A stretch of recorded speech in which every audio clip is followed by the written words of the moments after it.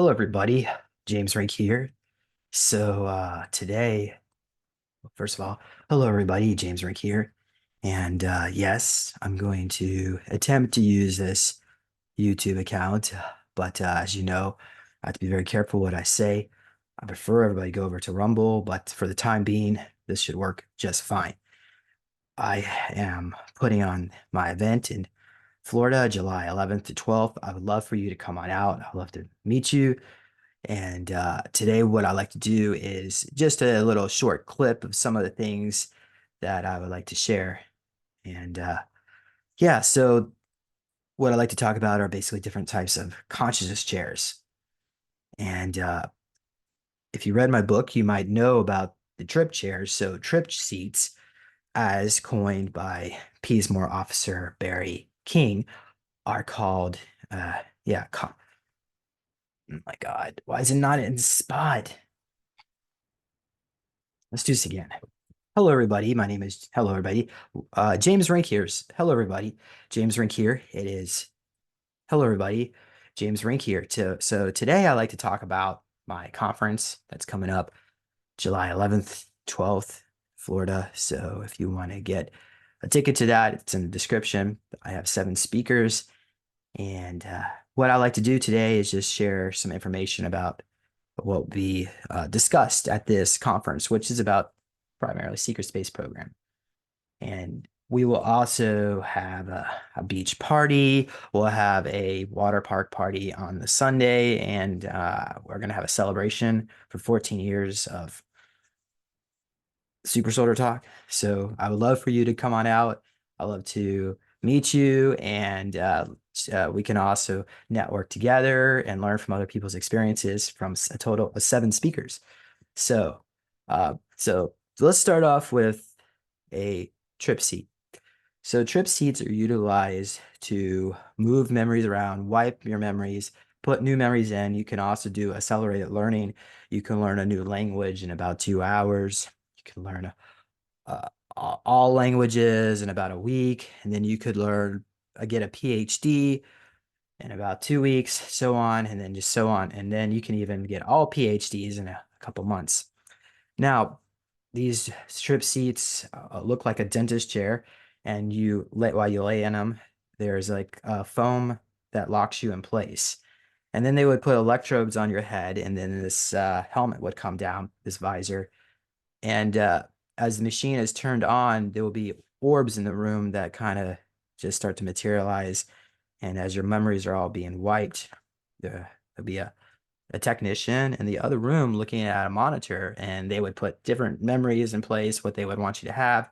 Say, they want you to have like a fake childhood, right? They want you to think that you were on the beach playing in the sand when you were actually doing missions on Mars, for instance. So the next type of consciousness chair I like to discuss are holographic examination tables called HET. So this was coined by Supertech DSF William. If you like to learn more about William, you can go to supersolartalk.com and do a search for DSF William. So according to William, these HET tables were, well, for him, it was described when he met this 6'4" blonde German who goes by the name of Gabriel. He was a doctor. And so William was abducted from his home in the 1960s around the age of 6. And then he was taken to the Mars Academy at Ares Prima. And he was given a red pill, which would accelerate his intelligence. It brought his IQ up from 160 to 260. And they also would take a picture of his aura every week. So at the end of his service, this Dr. Gabriel pulled him aside and told him that not all Germans are bad, and that, in fact, planet Earth still exists, because they initially told him that he was the last survivor of humanity. Planet Earth was destroyed in a cobalt bomb, according to them. Now, he said that, unfortunately, I'm going to have to send you back. And he was blank slated and re-aged. It takes about 7 days to re-age 10 years of your life, and in the regeneration vat. So he was put back at the age of 6, of blank slated. And yeah, this has been going on for millions of people all over the world where they have served, they have not been recognized, and nor have they been paid. So let's go on here to the next type of table. Okay, or this is actually more of a chair. It's called a Stargate chair. So these Stargate chairs were um, found in a crashed flying saucer type craft. So typically it would be these grays. They're about 3.5 feet tall, and a child would be able to sit in these chairs and have their memories uploaded or whatever, or their consciousness could be enhanced. So if they were thinking about something, it would show up in front of them.